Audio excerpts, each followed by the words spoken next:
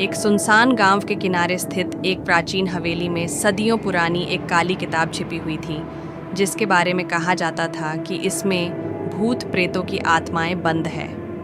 हवेली की दीवारों पर समय की मार साफ झलकती थी और उसके अंधेरे कमरे हमेशा किसी अनदेखी ताकत की उपस्थिति महसूस कराते थे।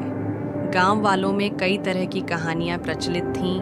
कुछ कहते थे कि उस किताब को खोलने वाले का जीवन अचानक अंधकार में डूब जाता है, तो कुछ मानते थे कि उसमें छिपे मंत्रों से प्रेतात्माएं आज भी आज़ाद हो जाती हैं। एक दिन शहर से आए एक जिज्ञासु शोधकर्ता अर्जुन ने हवेली के बारे में सुना।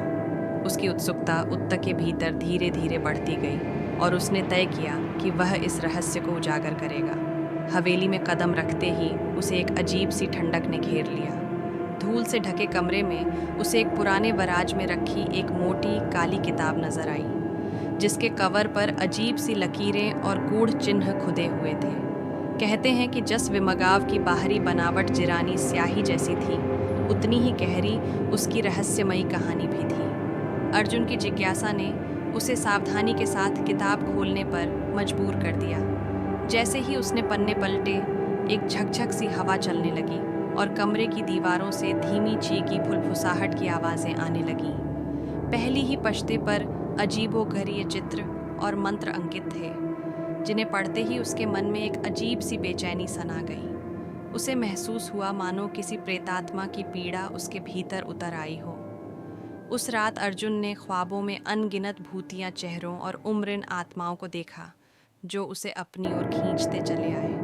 अगले दिन से अर्जुन के जीवन में अजीब घटनाओं का सिलसिला शुरू हो गया। उसकी आंखों के सामने छाया के रूप में कोई न कोई आकृति झलकती रहती थी और हर रात कमरे में अजीब सी आवाज़ें गूंजने लगती थीं। धीरे धीरे तो ऐसा लगने लगा कि वह खुद उस किताब के मंत्रों से जादू के घेरे में फंस चुका है।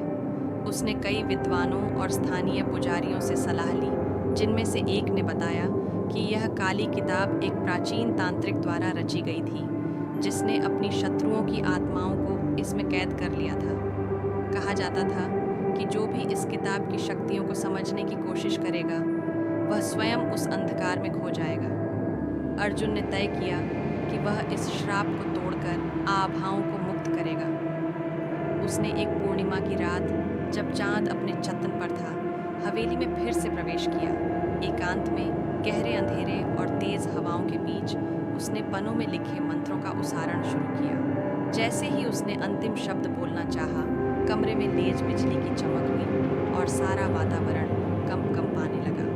दीवारों से निकलते अजीब सी आवाज़ें, मानो भूतों का समूह उसकी तरफ बढ़ता हुआ आ रहा हो, ने अर्जुन के दिल में डर के साए फैला दिए। उस क्षण उसने समझ लिया कि कुछ रहस्य इतने गहरे होते हैं कि उन्हें उजागर करने की हिम्मत इंसान में नहीं होती। बिना किसी विकल्प के अर्जुन ने पुजारियों द्वारा बताई गई प्राचीन विधि अपनाते हुए एक विशेष यंत्र का सहारा लिया, जिससे यह उन आत्माओं को फिर से किताब में बंद करने में सफल रहा। उस अंधेरी रात के बाद हवेली का वातावरण फिर से सामान्य हो गया, परंतु काली किताब एक बार फिर अपने गहरे रहस्य में डूब गई।